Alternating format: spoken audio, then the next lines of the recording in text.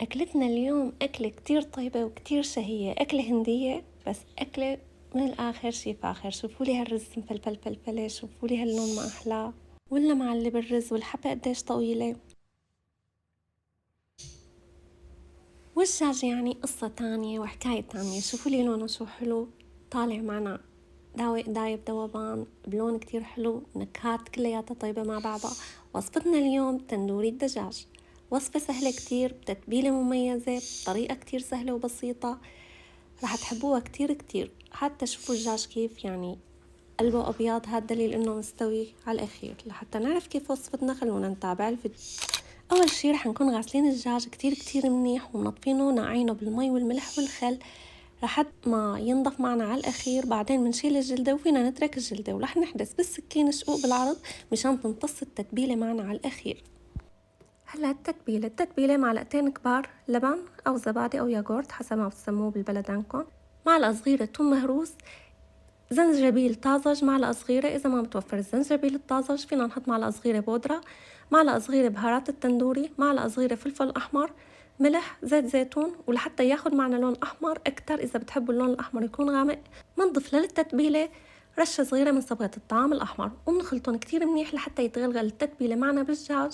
ورح نترك الدجاج منقوع بهي التتبيلة من 2 ل4 ساعات، وممكن تنقعوه ليلة كاملة حسب ما بدكم. بعد ما انتقع الدجاج معنا منيح بالتتبيلة وأخدت نكهات كلياتها، رح نجيب صينية الفرن ونصب فيها الدجاج ونحطه بالفرن. الفرن راح يكون محمى درجة حرارة 180 من فوق ومن تحت، ورح نترك الدجاج لحد ما يستوي ويتحمر معنا من فوق ومن تحت ويستوي منيح كتير. راح ياخد تقريبا معنا ساعة. بين ما يستوي الدجاج رح نبدأ تحضير الرز. عنا هون زيت زيتون، رح نضيف كمية من زيت الزيتون، حصين ثوم مهروس بدنا اياه هون يتقلوا مع زيت الزيتون بدون ما يتغير لونهم او يحترقوا، لانه بتصير طعمة الثوم بس تحترق مو طيبة مع الرز. بس تدبلوا شوي معنا رح نضيف رز بسمتي كوبين، نقعتن انا نص ساعة وغسلتن كتير منيح لحد ما صارت معي المي بيضة ونقية ما فيها اي نشويات.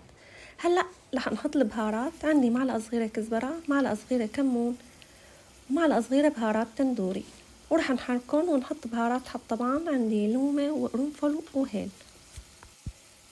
رح نحمص الرز مع البهارات بالزيت لحتى يتشرب الزيت، الحبات الرز تتشرب الزيت وتاخد من البهارات النكهات. بعدين رح نضيف لكل كوب رز كوب ونص مي مغلية.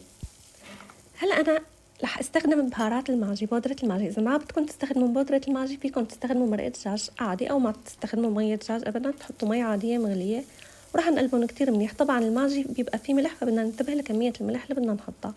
هلا رح نحط المي المغلية فوق الرز ونترك الطنجرة على نار وسط لحد ما تنشف معنا المي من الرز. أنا رح أترك لكم بتعليق مكونات بهارات التندوري. هلأ بعد ما نشفت معنا المي تقريبا صارت مثل خلية النحل.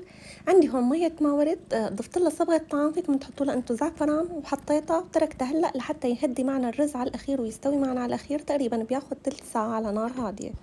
وبهذا الوقت كمان الدجاج صار معنا جاهز واخد اللون، يعني تحمر معنا من فوق ومن تحت. وطبعا انا ورجيتكم باول الفيديو انه الصوص اللي زاد ما كبيته. هلا رح ادهن فيه الدجاج، راح يعطي الدجاج هيك طراوه كتير حلوه وطعمه طيبه، والحماوه تبع الدجاج رح تكب كل هذا الصوص. وبنفس الوقت كمان الرز صار معنا جاهز. شوفوا لي هالرزات كيف مفلفلين مفلفله، والحبه قديش طويله طالعه معنا، وكمان لون كتير كتير حلو، وكل حبة واختها. بتمنى تكونوا عجبتكم وصفتنا لليوم. شكرا كتير لمتابعتكم.